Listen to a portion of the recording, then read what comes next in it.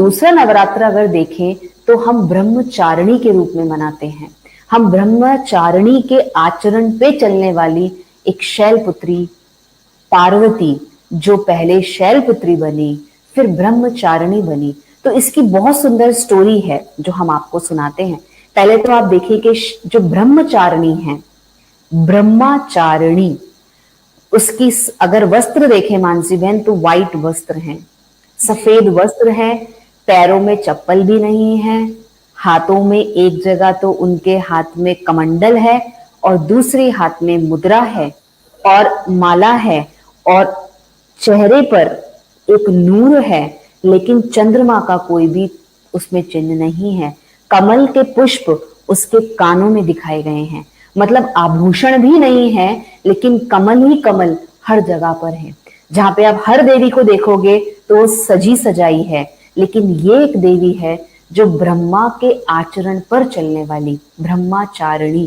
जैसे शैलपुत्री के लिए दिया कि वो नंदी पर, नंदी ब्रह्मा के रूप में दिखाया, नंदी पर उसकी सवारी, क्योंकि नंदी किसका प्रतीक है?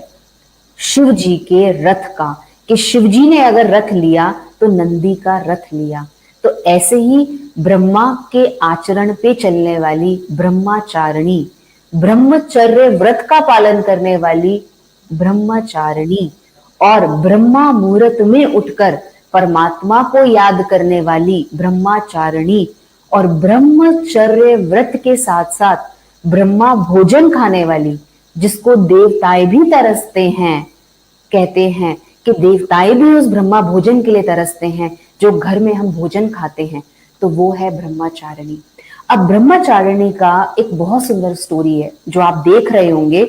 उसमें स्टोरी में ये दिखाते हैं, शास्त्रों के हिसाब से मैं बताती हूं, कि शैलपुत्री एक कुमारी कन्या थी और फिर उसने ब्रह्मचारिणी का क्यों व्रत लिया?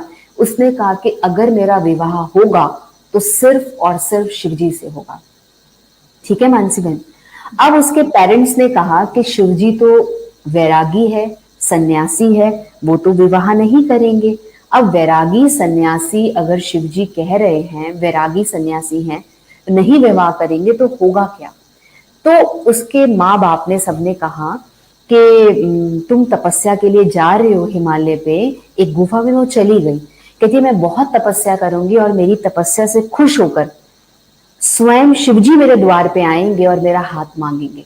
तो पेरेंट्स ने कहा ऐसा कभी भी नहीं होने वाला, वो शिव है, वो सन्यासी है, वैरागी है, वो नहीं आएंगे। तो उसने और कठिन तपस्या की।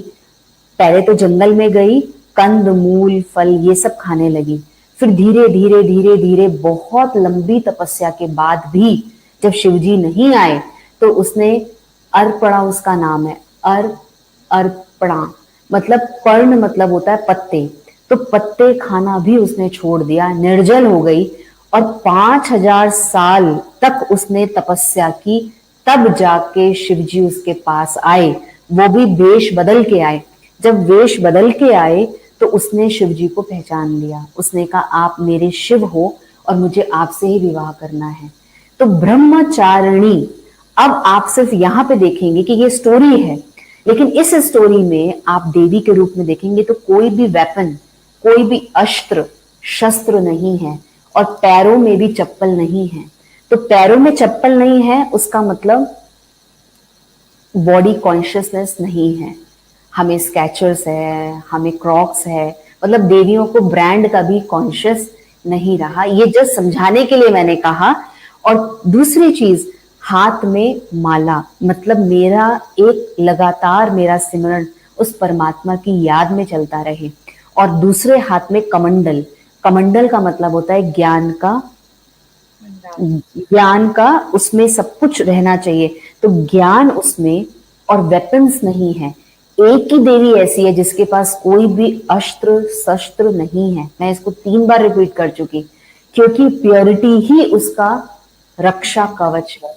तो उसने प्योरिटी से अपने आप को साधा सवारा और जो ये सफेद वस्त्र है, ये मन भी सफेद और वस्त्र भी सफेद सादगी का प्रतीक है।